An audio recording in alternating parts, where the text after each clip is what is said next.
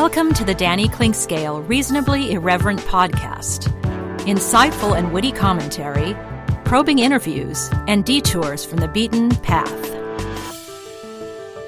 Welcome to Kansas City Profiles presented by Easton Roofing. Well, about a month ago, we did a sit-down with Peter Vermes, and I kind of suspected that it might go on long enough so that we would have a two-parter for just the third time in the history of the Reasonably Irreverent podcast's Kansas City Profiles presented by Easton Roofing. Found out all about his childhood up through him being National Player of the Year runner-up in college. But now it's time to go off into the uncharted world of professional soccer for an American player in about 1990, or just a little bit before that, as a matter of fact.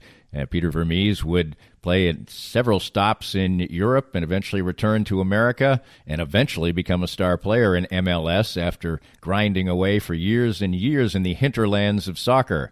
Then he entered the coaching community and soon would become the technical director at Sporting Kansas City and eventually the manager as well of the team. And the successes have been there time after time after time, his relentless nature resulting in 4 cups so far for Sporting Kansas City. Their first missed playoff was last year, and they were back at it and ready to roll this time around.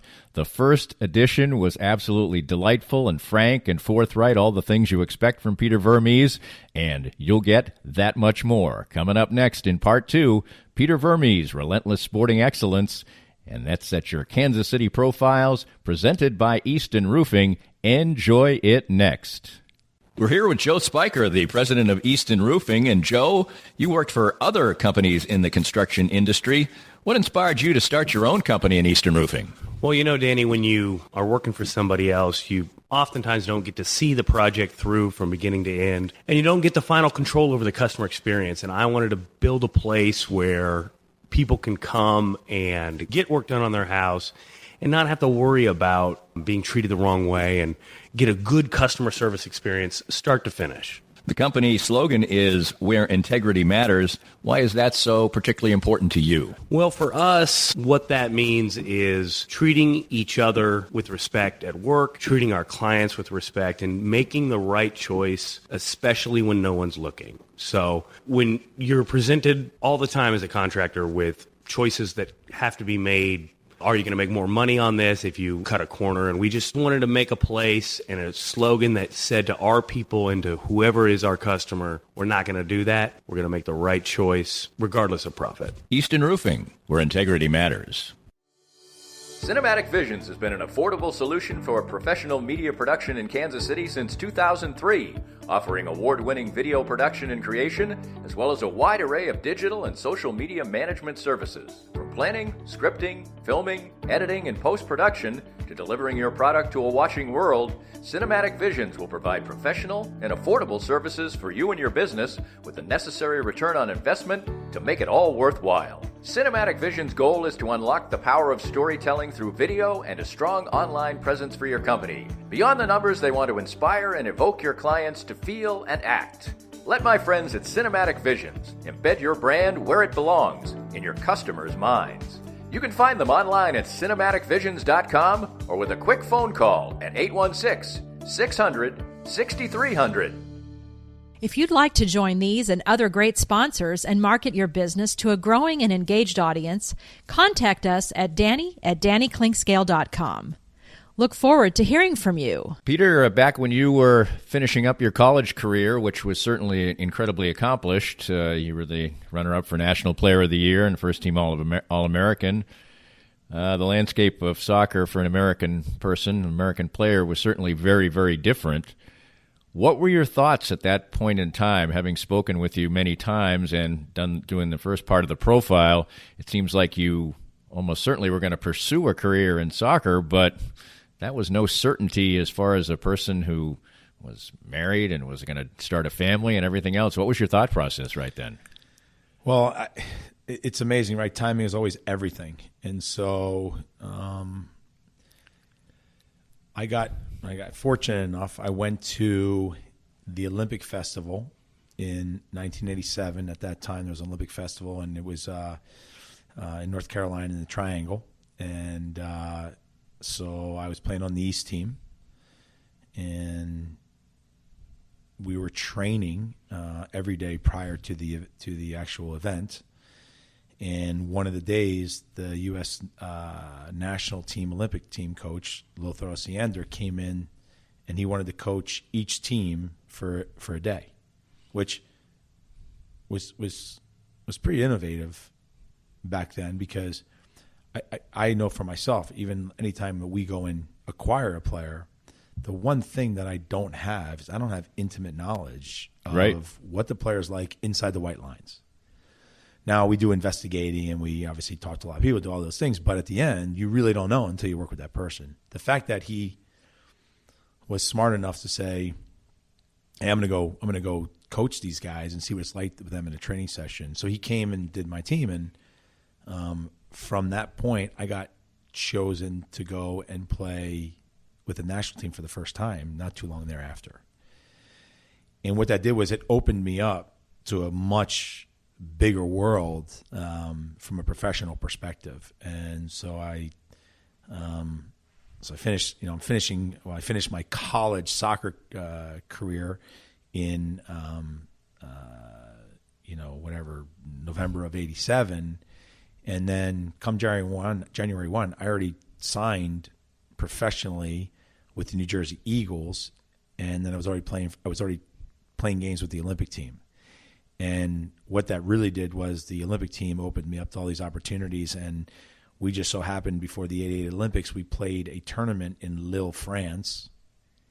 And I was leaving the field where I had just scored the game-winning goal at this tournament we're in.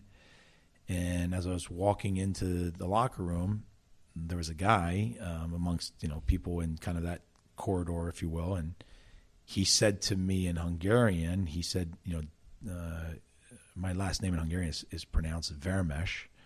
And he basically said, Vermes, do you speak Hungarian? And, caught me by surprise because I do. And I turned to him and I said, yeah. And he said, hey, I'd really like to talk to you. And I said, well, I got to go to the shower and I'm done. When I come out, I'll chat with you. So I came out. He wound up being Hungarian, but he lived in Belgium. He's an agent. And said, hey, after the Olympics, I want to bring you over here for some tryouts.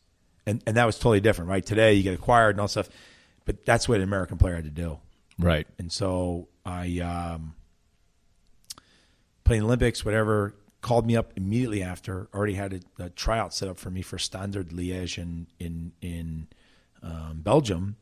And he said, but I'm going to take you to Hungary for 3 weeks of just training with a professional team to kind of get you up to the speed of the European game, and then I'll take you over the tryout so you have the best tryout you can have.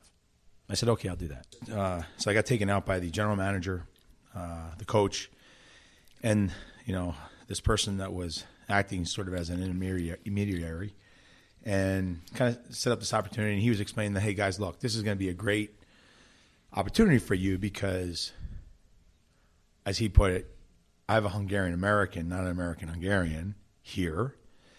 You guys can use the publicity of that coming here to train with you guys for the next, 2-3 weeks. And then we're going to leave and we're going to go to Belgium because I have a tryout there for him. And we're really excited about it. Great. A few interesting anecdotes is I come into the locker room and all the guys are looking at me like, who is this guy? And I was a pretty fit guy, I was pretty. Right. I've always been. It's been a big part of who I was as a player, and so I had two guys on each side of me. And they were younger guys. One of them actually works here at Sporting Kansas City today, Hungarian player who we played together. Anyway, so. I took a shirt off, and one guy says it. They don't know who I am yet. Nobody introduced me. They don't know I speak right. Hungarian. So the one guy says to the other, he says, "What kind of milk does this guy drink?" And so whatever, I get changed. I sit there, and all these guys are talking, and I can hear I understand all the things that they're saying, and they don't necessarily know that you understand. Correct. And it's almost like a movie setting for a movie. And what's great is that I'm immediately getting some incredible education because I'm realizing that they're not happy because, first off, they don't know who I am. And you can see that it's now it's almost like the insecurities are coming out. Like, are they bringing this guy? Did they assign this guy? Is he taking my job? Which position does he play? Like, all these things are happening. And you're also, especially for then, you're a big man for a soccer player. Yeah, I was especially you weren't a defender then. No, that's correct. And so the coach comes in and explains to everybody who I am, and now they all realize that I speak Hungarian, and the guy's like, they couldn't believe it, right? That's funny. We go out, so we have training. Right. So interestingly enough, the way their setup was they had their stadium and their training complex at the same place. And we go out to training, but we went right to the stadium field. And they had a scrimmage game set up with the first team and basically their second team. Right. And so right away, I get thrown into the lineup of the second team. And now we're playing against each other. And this is not an exaggeration, I'm playing center forward. For 7 minutes, I've not touched the ball. Because nobody has passed me the ball. Because they don't want me to do well. Right. Because they don't know why I am there yet. Right. So they don't know that you ostensibly weren't really trying out for their team. I was just training. Right. There. Right. I finally, a guy on my team gets the ball, and I come from the side of him, and I shoulder him off the ball, and I just take the ball. And I kid you not, I go on about a 40-yard dribble and hit a shot, and I hit the crossbar, and it goes over the goal. And from that point, they start playing me the ball. A few minutes after that, the first team scores on us. I'm going to make this quick now. A few minutes later on, I score, tie the game. Right. We've probably played at this moment 12 minutes. After I scored, the coach, we're coming back to kick off. The coach says, hold on before you kick off. He points to this guy over here on the first team, and he says, hey, take your bib off. He texts to me, and he says, you put the bib on. And now I go to the first team. Right. And I wind up scoring in about, less than 10 minutes. Right. I score. So imagine we've now played roughly, let's just say 24 minutes, somewhere in that range. Right. Blows a whistle, practice is over, go in, get in the shower. I'm thinking, I can't believe that practice is this short. I didn't expect this at all. A guy comes in and says, hey, when you're finished, could you please go to the general manager's office? Go in there, and they offered me a contract. And so I had to decide what I was going to do. And at the end, I decided to stay. And the reason being is because I understood the language. I thought it would be a lot easier for me to go there than it would be Belgium because I already know kind of the culture. Right. And this was real. I mean, I had a contract sitting on it. Was for first division. And so that's kind of how I ended up in Europe and Hungary being my first place. Do you remember the figure? Yeah. So there's two things to remember. Right. First, Hungary was still communist. Okay. Now, that's a big thing to remember. Second, there wasn't a euro. It was their own their money, which was called the forint. Right. And so their money was like monopoly money because it didn't do anything for me. And if you wanted to exchange it over into American dollars, it was very difficult because it was a communist country. Right. The great thing is that the club was, the name of the club was Raba Eto in a city called Győr. Raba was a international, almost like a John Deere kind of company. Oh, okay. They manufactured huge industrial, farming equipment, but they sold it internationally. So the great thing is they dealt in American dollars. Nice. So what they did was they gave me part of my money in American dollars. And then I always called it the money that I just went out and bought things with, because I could never do anything with that money later on. You were forced to spend it. And so what was it? My contract at that time was about $50,000. Pretty good money right away. It was not. It was actually pretty good. Yes, it was pretty good. Right.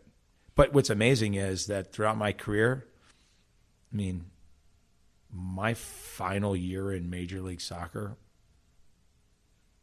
my salary was probably like $135,000. Mm-hmm. Don't get me wrong, I wasn't complaining at the time, Right. But comparatively speaking to where we sit today, Right. Totally different world. Yeah. But I always loved what I did, so Right. it was I was lucky anyway. What was your family situation like at that point in time? So, as for me personally, you're talking about. Yes. Yeah. So it was my girlfriend. Still your girlfriend. She was my girlfriend, and we had a long distance relationship. And so that was in 1988, 89. Right. And what happened from there is a team from Holland came to watch me play in Hungary. And I got offered a contract to go there the next season. The Hungarian team, I only did a deal for the rest of that year on purpose. Okay. I did not want to tie myself up, especially when I knew the World Cup was coming. Right. And so I then signed So I wind up. So the Hungarian team, midway point through, they offered me a 3-year deal, and they're trying the whole time to get me to sign. Right. And I did not sign. I waited. I then signed in Holland a 1 year with a 1-year option. And again, I chose to do it that way. Right. After the first game of the season in Holland, the next season, which was 89-90 year, after my first game of the season, they offered me a 4-year deal, and I didn't sign it because I was banking on the World Cup. Right. And so, were you banking on the World Cup from a personal standpoint that you were betting on yourself? I was betting on myself. Right. Absolutely, I was betting on myself to get to raise your a bigger profile. club and all of that. Absolutely, and. But that's kind of been the story of my life, right? I've always believed in betting on myself, and that's kind of, I don't know, it's probably upbringing, some of that. But the thing about it is it actually worked at the end. It did, which I can speak to. But finishing up on the Holland piece is that, so when I was in Holland, when I went home, basically for that Christmas is when, at that point, I asked my wife, or who is now my wife, if she would marry me. It was at that time. Was there an understanding that you were going to play internationally at that point in time? Because you would for a few more years after that. Yes, absolutely. Yeah. We had a long talk before she made that decision as well. She said yes, but at the same time I said I want to be clear that, I'm staying in Europe, I'm playing, and she always knew that that's what I was going to do. But my wife is incredibly intelligent. She isn't anymore. Well, she is, but she isn't. She was CPA. Right. And so when I was playing, like an example, she didn't move with me in Holland because I had finished and then came back to the States and then eventually went to Spain. Right. And when I went to Spain, obviously she came with me. And she was working for Deloitte at that time, and she actually wound up working in the London office. So she would work in the London office Monday through Thursday and then fly back to Spain and meet me. And she did that for about half the year. And then eventually it was like this, this is too much for her. Although for people who aren't there, people do that stuff all the time in Europe. Correct. And we were also, just married, so it was like, hey, we could spend this time together in the country. So that's how it kind of worked. Right. But she was always 100% in on my career. We'll talk about continuing on in Europe, but this is the time where you did say you wanted to bet on yourself, and in reading about a couple of profiles by different Sams from the Star through the years. A long time ago, Sam Mellinger wrote one, and you highlighted the fact that you thought your life would have been incredibly different if you had scored a goal against Italy, which it seemed a certainty as the play played out. And do you truly believe that your life's path would have been that much different? I'm not saying it would be better. Right. I don't think it would be better. I honestly don't. I think, different. I think I'm where I'm at because I'm supposed to be where I'm at, right? That's what I believe. I do think it would have been different just because I think what would have happened is that I was at that time, I was the only American playing in Europe. Right. Really? Yes. The only one. Yes. I was the only one on the U.S. national team at that time. So already I was different from the rest. And I was getting a lot of publicity while I was playing in Holland leading up to the World Cup. Right. And now when we got to the World Cup, it was obviously a story that I was playing in Holland, and here's the guy, and all the rest of his teammates are playing, in the United States. So that already was a focus, and right. and so, I remember even saying to the Italian journalist after the game, if I would have scored today, I'm sure that we would be talking about 2 weeks from now about which team in Italy I'd be signing for, because that is the way it worked back then, right? With a lot of players playing in the World Cup, it still does to some extent. American World Cup star signs with correct, and so, but I don't know if it would be better. I think that I also say this too, and that is, first off, let's get something clear. The shot wasn't that easy. The goalkeeper actually made somewhat of a save. The ball was trickling in. A guy cleared it off the line. And then the final piece to it is we really didn't deserve to tie that game. The other team was that much better. So right. For me, from a purist in the game, right. and being a coach and knowing that there's a lot of games you lose when you should win or what have you, this is one of those games where we did not deserve it. Sort of like the World Cup game where Tim Howard made 8 million saves. Correct. It was inevitable that the team was going to. But the other part of it was that this is like the most, renowned keeper in the world at the time. It was. And then he actually came to MLS and played in Major League Soccer. So, but yeah, it was a great environment. Yeah. How what was your national team experience like as a whole, and what was it like being in the World Cup then as an American, as what you think of it now? Of course, they didn't even play in the World Cup last time, but there have been some high moments like the previous World Cup that I just referenced. What was it like? There's so many different emotions. The first is that, look, this is something that no American team had done in 40 years. We qualified for the World Cup. And I remember, I was in the game. I was on the field in Trinidad and Tobago, and when we qualified, and I remember all of us thinking to ourselves, like, I can't believe we're going to the World Cup. I mean, this is unbelievable, right? These are right. We watched the game whenever we could. We watched the World Cup wherever we could. When it was, it was on TV anywhere. We'd go to different satellites and try to find it. I mean, it's amazing the places we would go to watch a game. So now the fact that we were going to play in that was incredible. Getting there, playing in those games was, in a lot of respects, surreal. It was, in some respects, we were extremely naive because we didn't have any experience in any of that stuff, and we didn't have any guys ahead of us that could mentor us or bring us along. We were just, here we go. We're forging through this. It's one of the reasons why I think a lot of guys from my class, that group of guys at that time, are still involved in very high positions in soccer today, because of what they were able to go through at that time has propelled them forward into still being involved in the game at very high levels. And then the final piece, it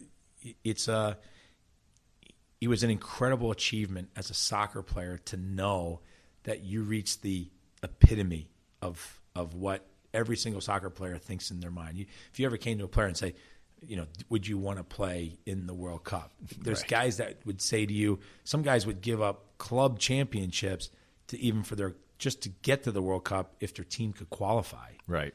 And there's a lot of Sure. good players that their teams never qualify. Right. So that's it was a tremendous experience. So after the Olympics, you would play a little bit for the Tampa Bay Rowdies. What was that decision to come back to America? Because you would subsequently leave and stay in Europe again for a long time. So this is what happened. So right after the World Cup, Having bet on yourself. yeah, I got offered a contract for 5 years in Switzerland, 5-year contract for a club called Neuchâtel's MX. Doesn't exist today now. Beautiful place. I flew there, did my contract in the lounge of a bar, and I was with the president and what you would call his sporting director. He wrote the terms of the deal on a cocktail napkin, left the meeting while we still sat there, went to the office, drew up the terms from the cocktail napkin, came back with the contract, received it, came back to the United States, signed it, was under contract.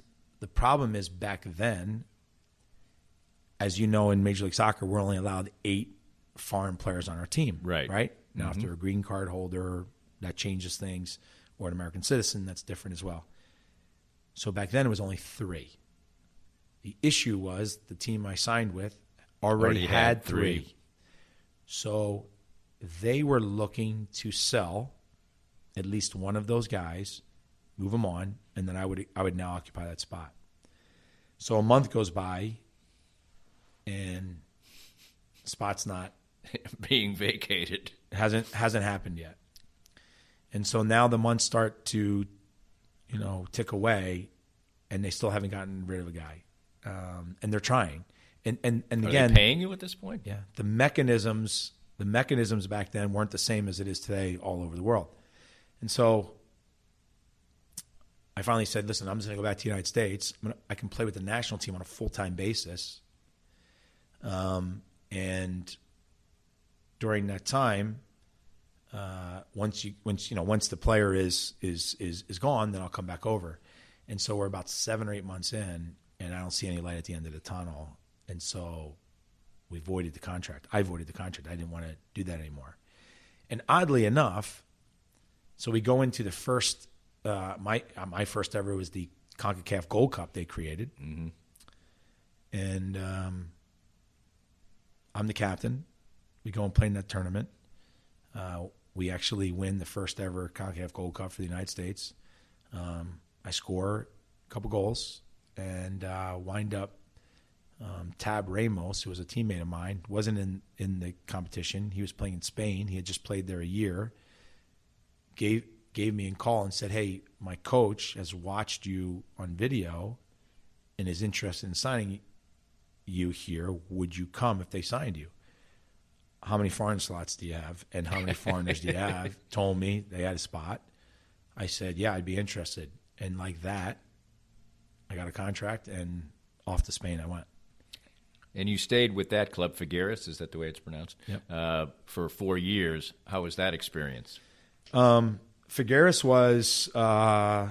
was excellent. It was excellent because, it was just a whole different way of seeing the game. For me, what I got of Hungary, Holland, and Spain, all different cultures living, different cultures of soccer, learned something different from each one of the coaches I had at those places. And you don't know this, but so obviously I had a lot of time in my hands, and I wasn't in my home country, so I'd go to practice and I'd come home. Well, I created a book that every single one of my training sessions, I took incredible detail and kind of created a booklet of all the training sessions that I did. And it was a great learning experience for me. So like an example, when I was in Holland, I met the way I got into Holland and the way the team came and saw me play is a whole nother story. But basically, I was playing in Hungary, and in the winter break, we had a winter break. I was asked to go play for the Futsal World Cup, the first ever Futsal World Cup championship. And it was in Holland. And so when we went there, our coaching staff were close with a guy who had been a professional goalkeeper in Holland. He was now getting into training goalkeepers. Back then, there wasn't a thing called like a goalkeeper coach. Right. There were just guys that kind of dabbled in it. And most teams didn't have a full-time goalkeeper coach. Anyway, he worked with our goalkeepers. He saw me play in the Futsal World Cup, told the town in which he lived in, which was Volendam. He told the club there, he's like, hey, there's a guy that you need to go watch. He plays in Hungary, played with us in the Futsal World Cup. You guys might really like him. And that's how they came to see me play. Well, his name is Frans Hoek. Frans Hoek has been the goalkeeper coach for PSV Eindhoven, Ajax, FC Volendam. Then he went to Bayern Munich with Van Gaal. He went to Manchester United with Van Gaal. He's coached in the World Cup, goalkeeper coach for the World Cup of Holland. I mean, he's a renowned goalkeeper coach around the world. Anyway, so these relationships and that I was able to create. And so I used to go with him when he would. So imagine, can you imagine this? Imagine having a goalkeeper coach. It would be like saying, I'd say it a little better for American football people. So you have a quarterbacks coach for Mahomes, and there's no such thing as really a full-time quarterbacks coach. So he would work with Mahomes, and then he'd fly to the 49ers and work with Garoppolo, and then he'd fly, and fly around the country working with different guys. Well, that's what Frans did. But when he would go, and I was in training, I would go with him, and I would get a chance to go to, say, Ajax, right? Historically an unbelievable club. And I would go there, I would go with him, and while he was working with the first team, I would go watch their academy and see how that they were doing things in their academy. And I would take notes, and that's the education that I got from that, which was tremendous. Were you happy at all times with the finances, playing time, things like that with Figueres? Was that experience good or not? Finances were tough, meaning that there were 4 months that we didn't get. Myself, Tab, we as players didn't even get paid, and we didn't get paid. We did not get our salary, and just kept this. Well, now it doesn't matter because they always talk about it when you hear Premier League. The guy's making $250,000 a week. Well, if you make that, it doesn't matter if you have 4 months off. Don't get me wrong. My salary when I received it was good, right? But for 4 months I didn't receive it, and so you're just hanging on, thinking you're going to get paid. You're going to get paid. You're going to get paid. Eventually, did. But those weren't easy situations to go through. And so even in this job that I do today, I know what it's like where I'll go somewhere and the player hadn't been paid in the last 3 months. Believe me, I can definitely comprehend where his world is. The great thing about our league is that we've never – I always tell players this all the time, and it's a very attractive thing. Major League Soccer is probably the only league in the world, by the way, in the world, that has never missed a payment to a player, an agent, or a club. That's pretty amazing because even the English Premier League back in the day missed payments to players. More of Danny's Reasonably Irreverent podcast after this. Are you thinking of starting a new business? Does your current business feel stuck? Or are you just trying to grow what you already have? Running a business is a lot of work, and it takes the right team to make it all happen. If you're looking to grow your business, call my friends Ben and Greg over at Fuego Consulting. They put together a company that can help you reach your business goals. Whether you're looking to get online, build a social media strategy, or rebrand your business, they can help. Call Fuego at 816-663-9695 or visit them online at fuegoconsulting.com. Fuego Consulting. Let's grow your business together. Hey guys, it's Brian Haney, voice of the Jayhawks, and Matt Llewellyn from the 23rd Street Brewery. Matt, I've got a bunch of buddies coming over to watch the big game, and I need some ideas on what to cook. Hey, let me handle it, Brian. You're going to come over and cook for us? For you? Maybe. But you should just let 23rd Street Brewery cater it. We could bring a big pan of Bill Self mac and cheese, wings, veggies, naked nachos, and anything else you might want. Great. Well, you want to stick around and watch the game? No, I've got to get back to the brewery and watch it on the big screen. The place to get great catering and watch all the games, the 23rd Street Brewery in Lawrence. For many people, a family law case will be one of the most difficult experiences in their life. The law firm of Kenneth McRae will help you through it. Personal and effective help from Ken in concert with you will develop a unique strategy for your unique case. As Ken always says, divorce can be civil law, not civil war. Licensed in Kansas? Visit McRaeLawOffice.com or call 913-972-4765. If you'd like to join these and other great sponsors and market your business to a growing and engaged audience, contact us at Danny@DannyKlinkscale.com. Look forward to hearing from you.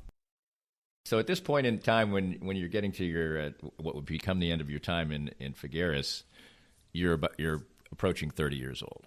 So what is your thought process at this time as MLS, as it is constituted today, is about to start? Yeah, I was just around 28 years old in the league starting, and I actually had incredible aspirations to play, in my hometown club, right, which at that time was, the New York, New Jersey Metro Stars. Right.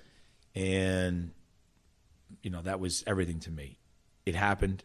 I get there. I'm with the team. It's the start of the league. It's the first year. It's not an easy year just because it's all new. Everything's. They're trying to build this thing in 2 days, right? Right. Just everything.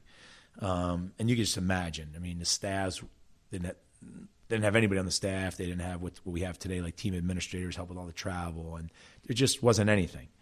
And so there was a lot of disorganization in those clubs, but a lot of us didn't really pay too much attention to it because it was the best thing that we had.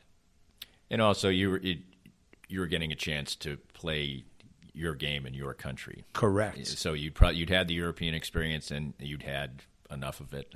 I did. Guess. I did, and I was also living 5 miles from where I grew up. By the way, I traveled one way to training was 63 miles. So I traveled 126 miles to and from every single day for training and for my games. And the reason why is we had just had 2 small children. Right. And I wanted to be close to our family. And so, again, I was living 5 miles from where I grew up because I was in South Jersey. This was all taking place in North Jersey. And I was the first one to practice every day, and I was the last guy to leave every day. But I always made it, there, never had a problem with it. But I couldn't have been happier, to be honest with you, at the time. And then so many other things came from that. As soon as that season was over, I played. The league at the time was trying to get Philadelphia to become a team as well. Mm-hmm.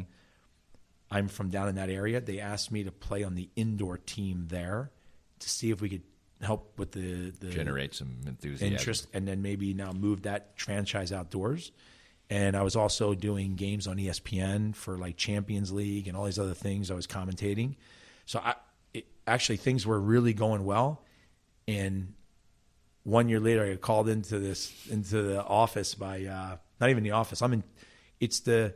We're like 2 or 3 days in the preseason training. We're in Giant Stadium training, and we have this guy. He's like, his name is Frankie Campagna, and I'm in training. We're playing like 7v7, and we're probably got about 5 minutes left in the game. And he's like, "Oh, Peter, hey." Frankie's a little Italian guy. He's like, "Oh, Peter, come on."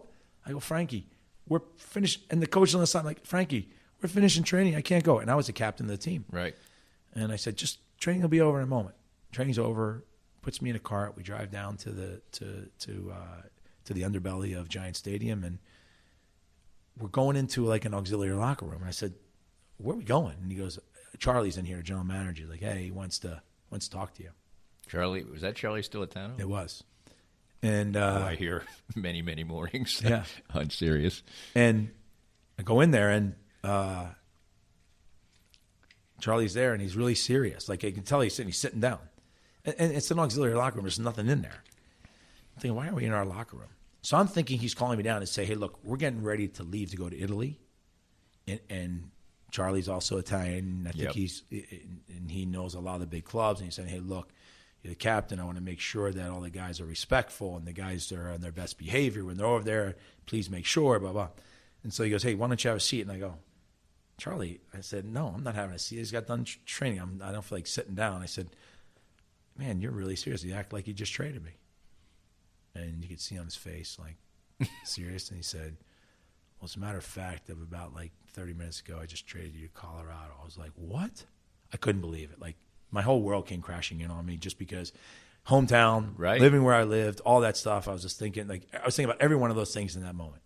And so I'm telling you, it was a great experience because of a number of reasons. But one is I understand and I have a lot of empathy when I have to do that with this job, but I also understand that it's part of it. Absolutely. So you're still playing forward at this point in your career. Yeah. So you go to Colorado. That's a couple of years there. Did you feel like the league was getting foothold, and what was your experience like in Colorado? The league was growing at that moment. It was getting better every year, more organization. There was getting routine, so things were getting better for sure. Colorado wound up being great, right? Because for a number of reasons, right? I went to a different place. All of a sudden, they really valued me. It was a great time for my wife and I actually with our kids because in some respects, we didn't have all the pressures of family close by. Right. So we could really focus in on our family. So that was actually really good. And so, yeah, things were going really well. And that team, so first year of the league was 96. I was playing for Metro Stars. 96, Colorado was the worst team in the league that year. I now get traded there. And I'm thinking, and that's on top of all the other stuff. Right. And we wound up going to the MLS Cup final that year, which was pretty neat. We lost to DC, at DC, by the way, just by chance in RFK. But it was a great experience, great place to be. And so enjoyed it. And then next thing you know, I knew I was getting traded to Kansas City. They didn't know I knew, but I knew. There really was agent find out? No, I didn't have an agent. Oh, okay. I in my whole entire career, I've except not for had that an pseudo agent right at the beginning. There was no tampering back then, and so Brian Bliss, who works with Sporting now, right? Brian and I were teammates during the Olympics and the World Cup. Well, Brian had retired, and he became assistant coach here. And he called me and said, hey, listen, if we traded for you, would you be willing to come here? And I was like, absolutely. So they traded for me. I came here, and it was the best move I could have made. You were traded for Kerry Savagnin.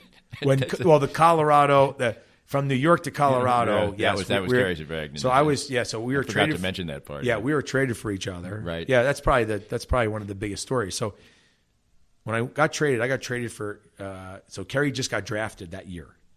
So they traded Kerry to New York. I went to Colorado, and there was also a player to be named later from Colorado, who wound up being I think it was Sean Francis. I think that's what his name was.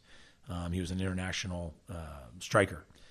Anyway, so we get traded, and I didn't know Kerry, and I wanted to like tee him up if we were going to play against New York. I was like, I'm coming after this guy, one of those. He didn't play in that game we played. So imagine my first return match was 5 or 6 games into the season, and we're playing in New York, and we won 2-1, and I scored the game-winning goal on a header, which was fantastic. Sweet. Yeah. So then, long story short, 3 years later, I get traded to Kansas City. Kerry actually dropped down to the second division at that time from Major League Soccer, which I think it was USL, but it was some form of USL or what have you. And Kerry, and no idea about this. So what happens is I'm going to preseason. Now I got traded. I'm going to preseason. We go to Florida. Get to the hotel.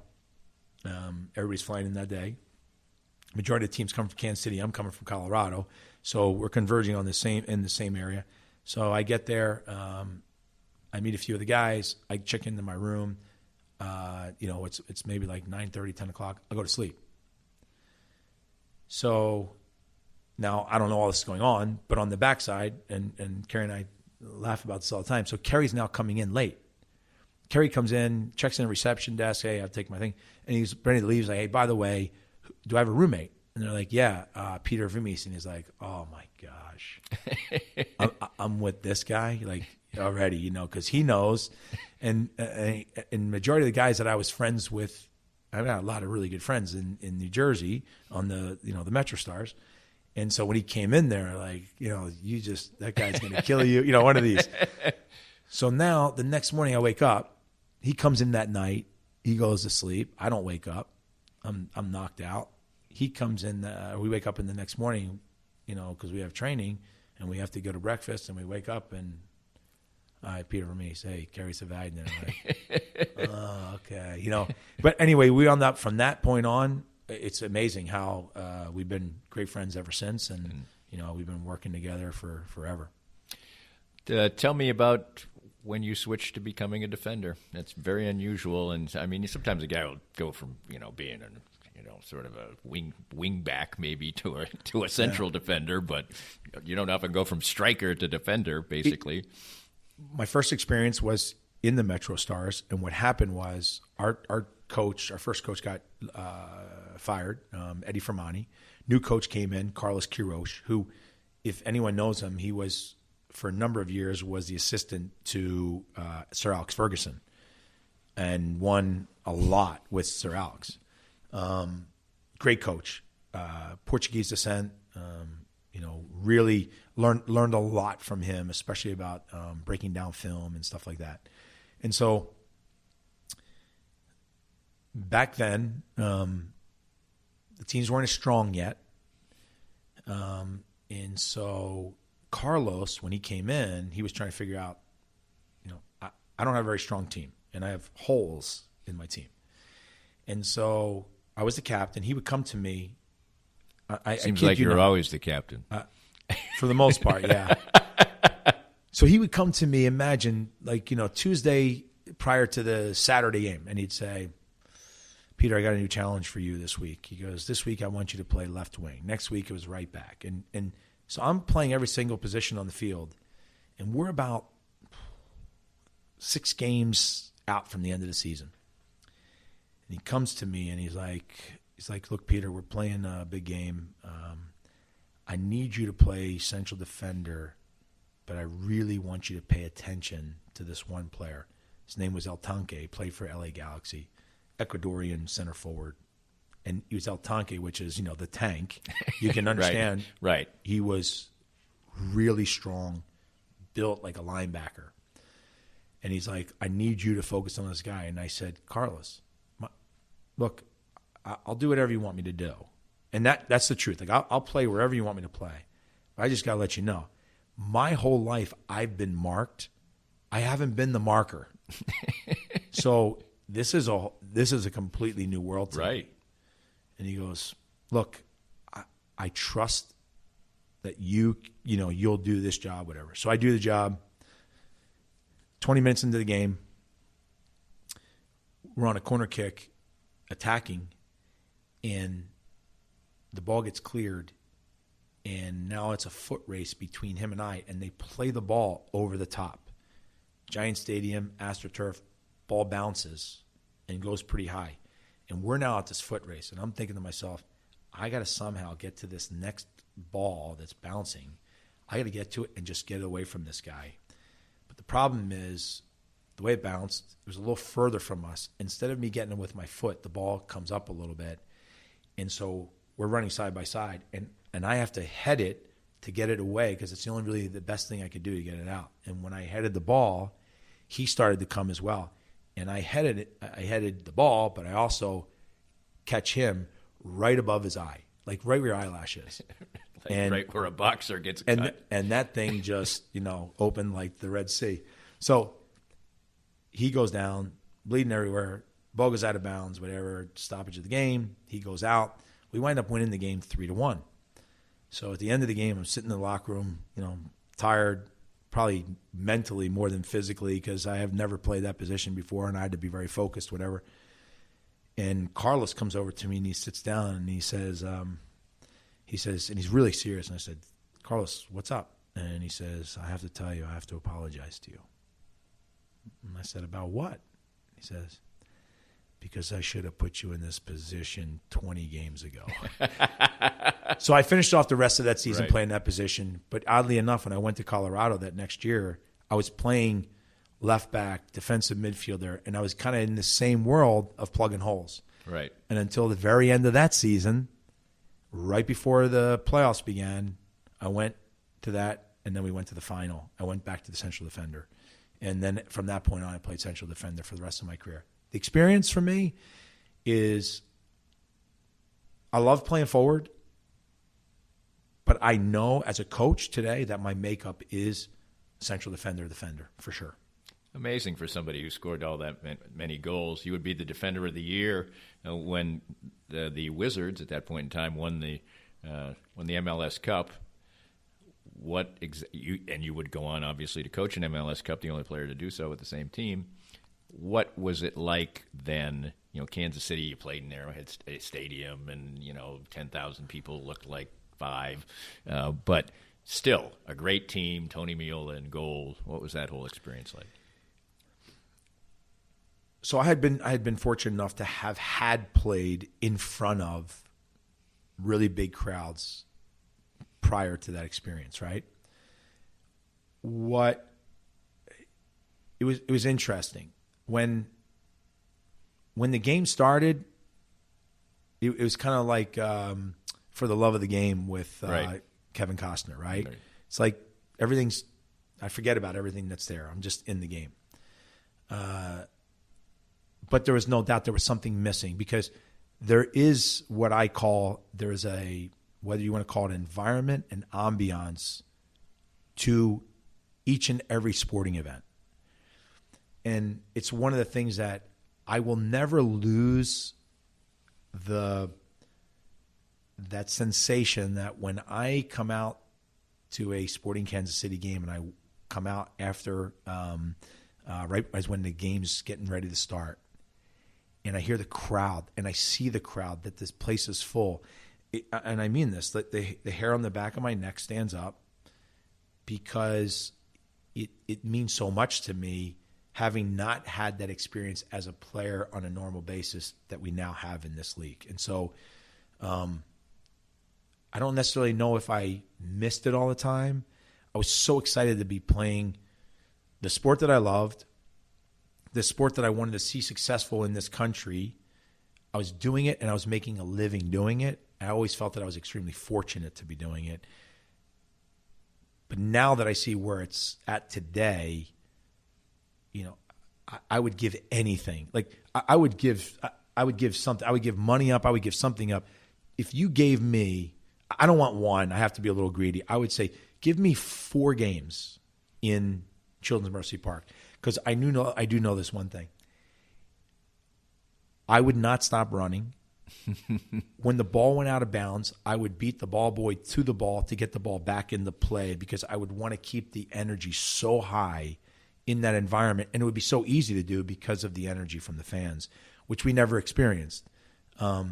But I'm also extremely appreciative of the fact that in those early years, there were the diehards that kept coming, and they believed. Could have been easy for them to just not come. And so I have a strong appreciation for that time period. And I think it's one of the reasons why so many people are still attached to the Kansas City Wizards, because that's how they started. And I truly can understand that. Yeah, people feel evangelical when they're not, when they're trying to spread the word about a game that people don't really care about in many regards.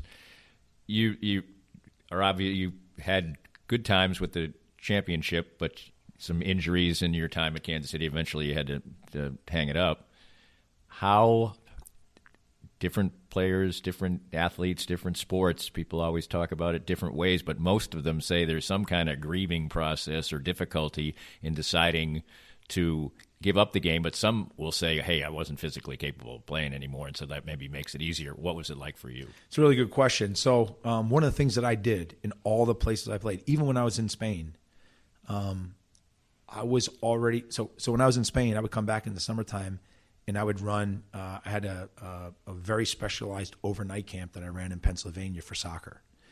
I only took 100 kids. It was 6 days of the week. Overnight you slept there. Everything was in these cabins. It was a great environment. And then every place I was there, back in Jersey when I came back to play, Colorado, and even here in Kansas City. The whole time I was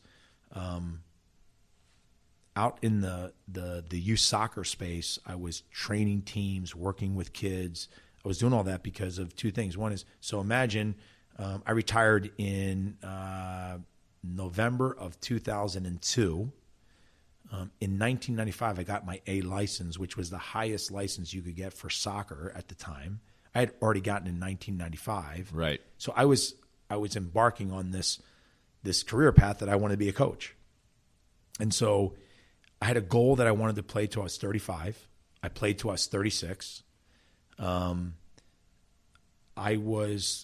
never forget. So I had played 3 years here for Bob Gansler, and then basically a span of about 3 years for him on the national team.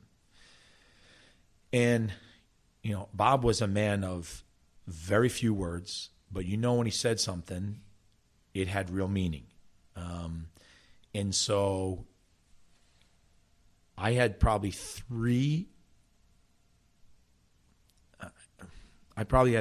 I'll even go as far as saying I had 4. In all that time, I had 4 in-depth conversations with Bob in 6 years. And I'm not complaining about that by any means. It also was, part of it was the person, part of it was the time. You either did your job or you weren't playing. As simple as could be. And so you knew where you stood and you knew what you had to do. And if you weren't playing well, it also was your responsibility to figure out why and start doing it if you want to stick around. And so I had a conversation when I was with the national team 2 times. I had one big conversation with him the first year because we were like, I don't know, 8-0. Because I don't know if you know that year in 2000, we went undefeated in the first 12 games of the season. Right. And we whatever. We won 8 games in a row or whatever we did. And we were definitely undefeated. And he was thinking about changing the team around to give some of the younger kids who were in the team game after game after game a rest. And he could see that I was I didn't say anything about it, but he probably could see body language. I wasn't, happy with it. And he came and talked to me about it afterwards and asked me, hey, what's going on? And I used my line my dad always used. If you want my opinion, I'm going to tell it to you. So you sure you really want it? And so he said, I said, I think we should stay with the same lineup. I said, I don't think there's any reason to change. I said, I'll make sure those younger guys in the back are good, and we should just keep going with it. And, he gave it some thought, and I'm not saying that I was the influence to it, but, we had that conversation and went back with the same lineup, and we went on with four more games, and we did really well. And so my 4th conversation with him was 2002, season's done. I had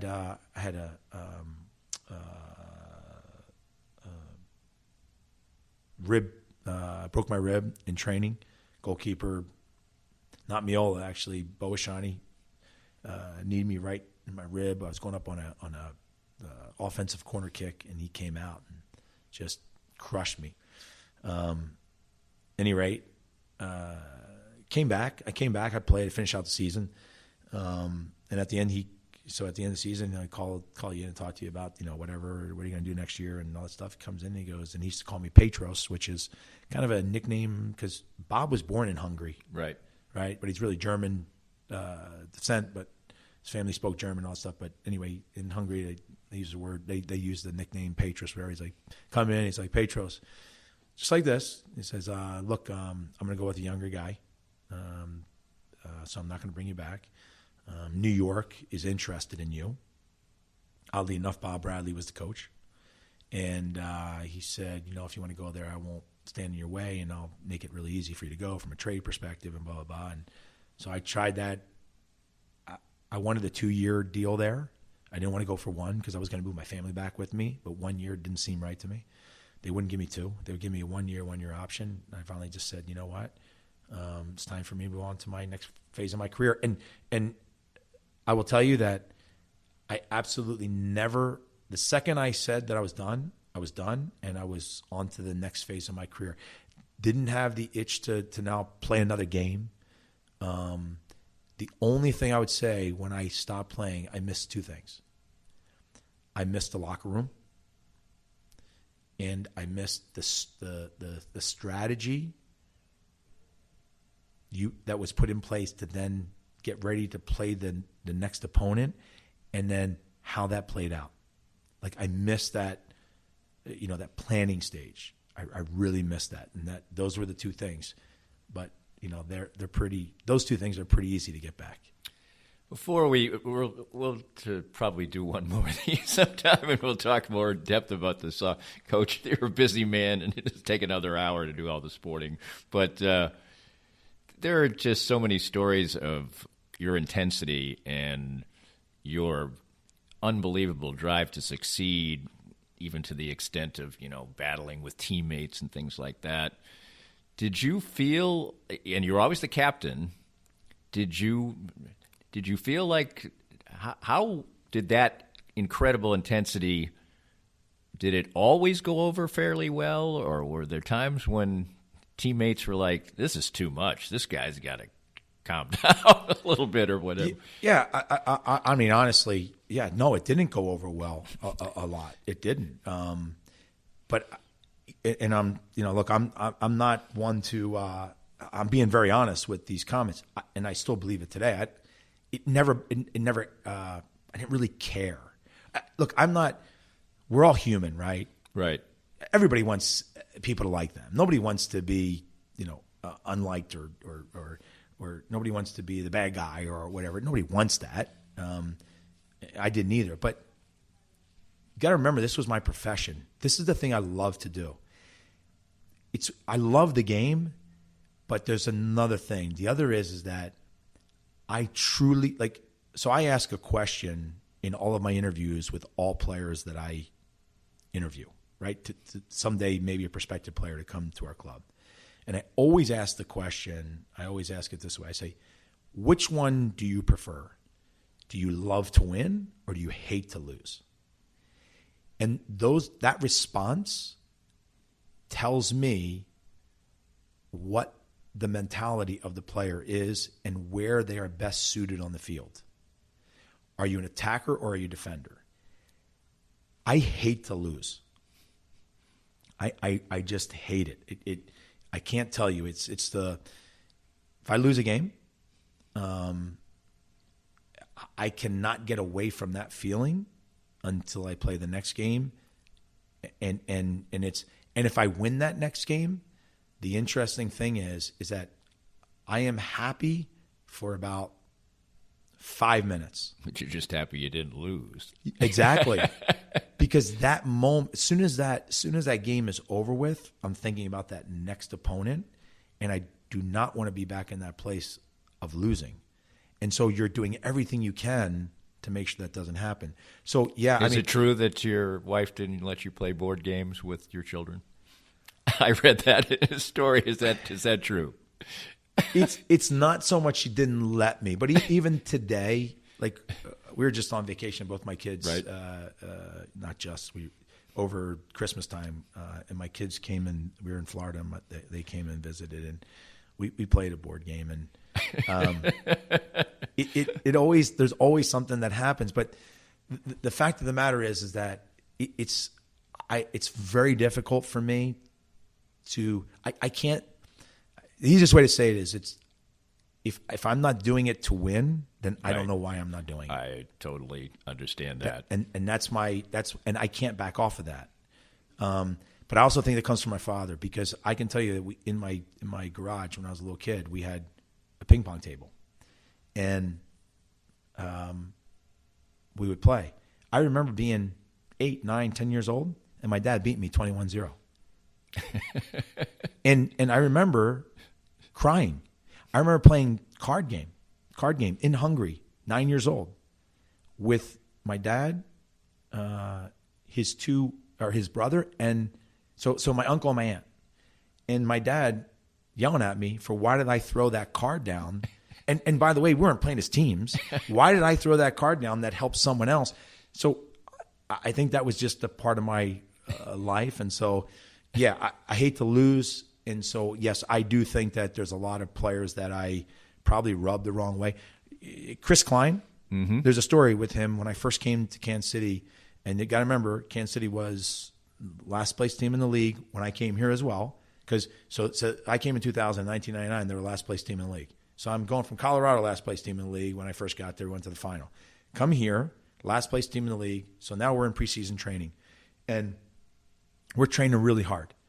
But I'm a vocal guy, right? I'm a very vocal guy, especially even when I'm playing in the game on the team. Right. And so Chris, talks to his wife, and she says, how's everything going? It's like, whatever, a weekend.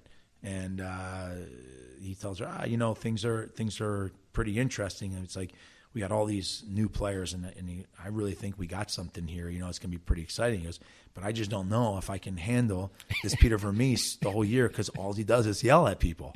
And so I understand that, but it was just who I was, and I was going to do whatever I could to help us win.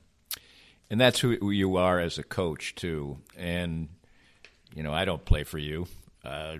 It's always struck me that playing for you would be an incredibly rewarding experience, but it might not be that much fun.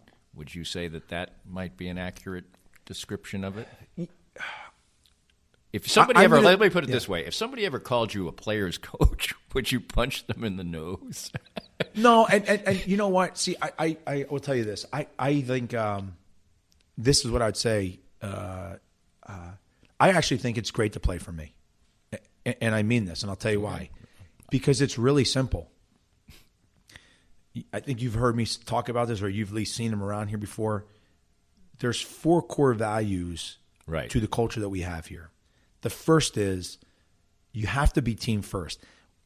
There's not a guy there's no individuals on the team. It's about the team always for me. For me and for all the players. It's not about an individual. It's about the team. That's first. The second thing is that I expect people to have incredible work ethic. If you're just doing this and you're giving me half of what you have, you shouldn't be here. You don't deserve to be here. Simple to me. Just come here and give it everything you have. The third thing is that I expect intelligence. I don't expect guys to go out and perform brain surgery on Monday. I'm expecting that when we implement a game plan and you have a role and a responsibility in that you are working towards implementing that into the game. That's what I'm talking about, intelligence. And then the final piece is it's winning mentality, but more importantly, it's defined as the pursuit of excellence in everything that you do. Now, I know that some guys that are here, they don't have every one of those core values down. So let's take the pursuit of excellence in everything. So you might walk into one of our guys' apartments and it might be an absolute mess. But when he's here and he's around us, let's hope that he's a really good actor and he can fake it for as long as he can, that he's organized, that he's respectful of the environment, that he's not leaving his water bottles or his plate after breakfast or lunch just hanging out there, that he's taking responsibility for that. And those are the things, those are the characteristics that I'm looking for. So for me, it's very easy to play for me because it's not this complicated idea or what have you. If you can do those things, obviously the guys we're bringing here they can play. The question is now, can you follow through on those other core values? And if you can, then I think I'm actually a really easy guy to play for.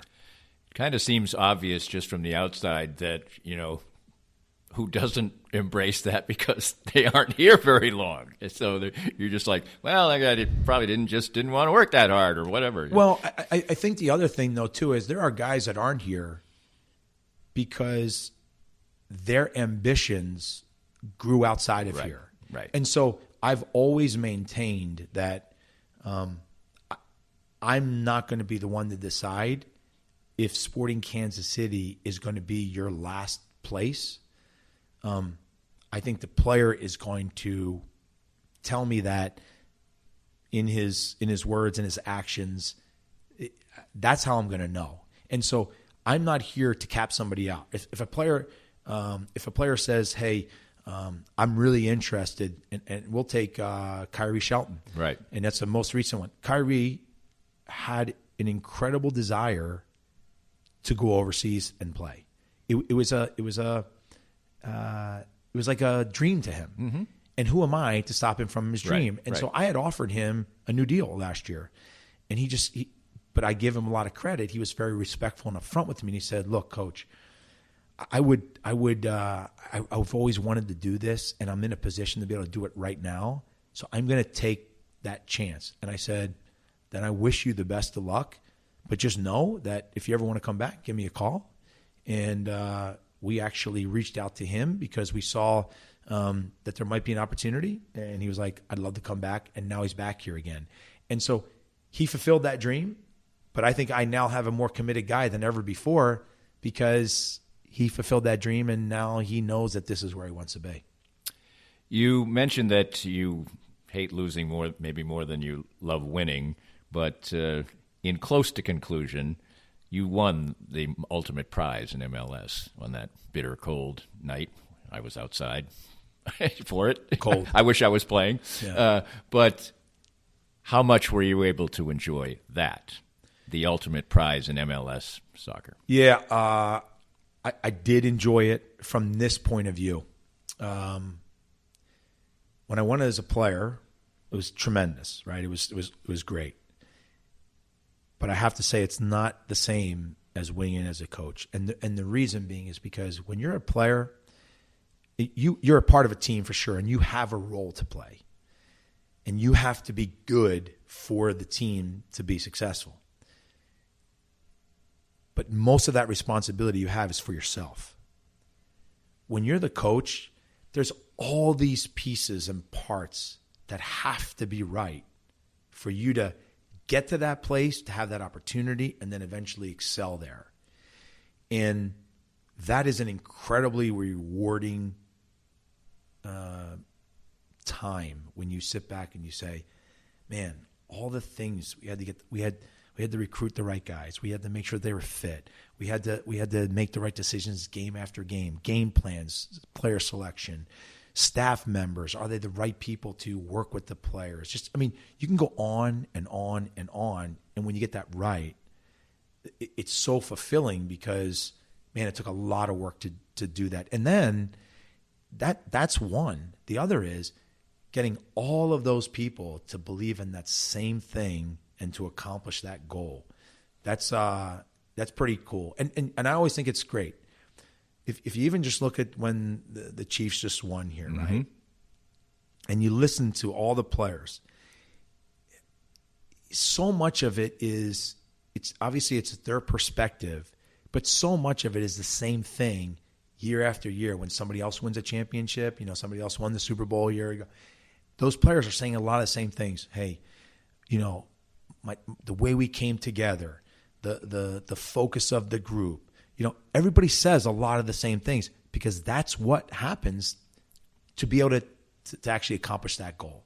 And when you do it, it's an incredible feeling because it doesn't happen all the time. And when you get it and you've experienced it, I think for the ones, and that's why the Michael Jordans are just so special, is because he was able to go after that and accomplish that time and time again, which is not easy, but to stay so consistent at that level.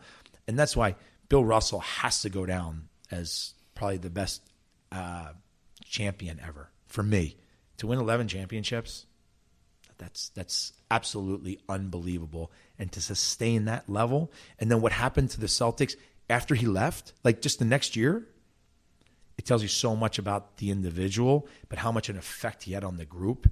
But I go back to it, coaching, what you encompass to get there is incredible, and everybody's on the same page. It's an exciting time.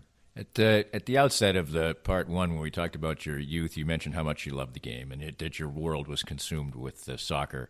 It's brought you so much. You've brought so much to it. You've created this environment here. We're sitting here in this fabulous Pinnacle Sports Complex right now, training, whatever its official name is, super-duper place for soccer.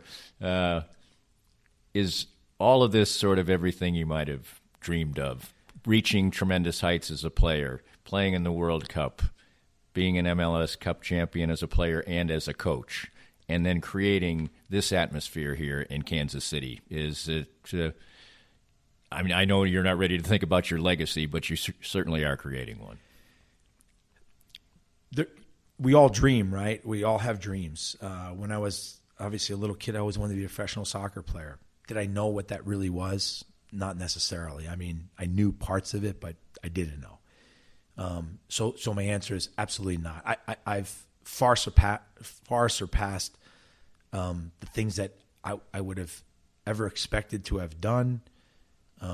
People that I would have met, relationships that I've made, and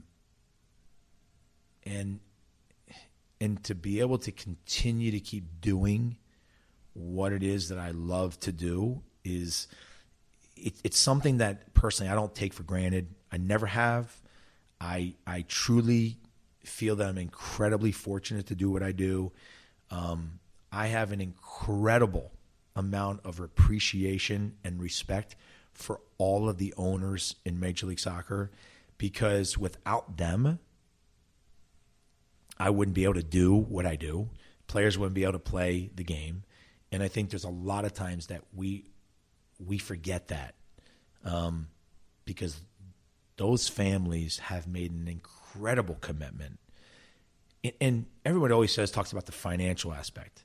If you look at our ownership group here, how committed they are to the club, the amount of time they spend on it, it's unbelievable when they don't need to. It's not like they need this to live their life, right? Their current life, but they're so into this, and we are so lucky to be a part of that. And I don't forget that. It's why when I come to this place and you're talking about how great it is, for me coming here every day, I know how lucky I am. I don't expect this stuff, right? I didn't have this stuff coming up as a professional player. To be in this every day now, I know how fortunate I am. The sad thing is, and this is never going to be accomplished, the sad thing is there are guys that come in here this year, young kids, right? We had 2 draft picks. They come here. There's no doubt that they think this is great. But they really don't know how great it is, because this is the only thing they know. And for me, that's the sad thing, because when anybody walks in, they just see it this way, but they really don't know where it started and where it is today. And I think that history is so important to the success of a club long term. And it's one of the things that I try to continue on here, because I want, and this isn't just on the technical side, I want anyone who works for the club to understand that there is a history here. And interestingly enough, I do a retreat every year with the technical staff, right? And I usually show a video. I had to pull the video this year because the video was like 27 minutes long. That's not something normally you kick off a retreat event with, a 27, but it's about the history of this club. And so I'm trying to figure out what vehicle do I use to actually show that to a group of people at some point, because the history is so important. And I want everybody to remember what it is, because our sport has a long way to go still, but we've accomplished so much in a short period of time. I want people to understand that you need to keep working for this, because a lot's been accomplished, but we got so much more potential. This podcast was made possible by our great sponsors like Easton Roofing, the presenting sponsor of Kansas City Profiles at the Danny Kling Scale Reasonably Irreverent podcast. Easton Roofing, where integrity matters. We hope you enjoyed the latest Danny Kling Scale Reasonably Irreverent podcast. Come back soon for something fresh and new.